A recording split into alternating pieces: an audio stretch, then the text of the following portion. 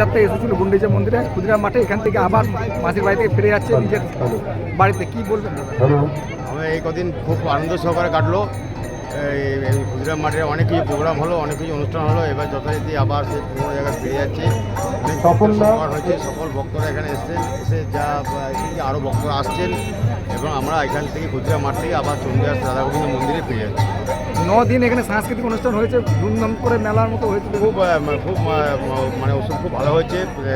সাংস্কৃতিক অনুষ্ঠান হয়েছে, পাঠ হয়েছে, তারপরে আমাদের বিন্দাস আছে একটা রেডি হয়েছে, প্রসাদের ব্যবস্থা করা হয়েছিল, প্রসাদের ব্যবস্থা করা হয়েছে।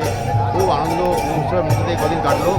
আজ থেকে জায়গাটা অন্যরকম দেখাবে, পরিবেশটা অনেক সবারই মন খারাপ হয়ে যাচ্ছে, দেখছি যে আজকে দিক দিয়ে আবার অন্যরকম মন খারাপ হয়ে যাচ্ছে। আমাদের উদ্যোগে সবাই আমরা প্রসাদ বিতরণ করছি। কি নাম আপনার? মনে হচ্ছে অরূপ রায়, আমি এই মন্দিরের একজন ভক্ত।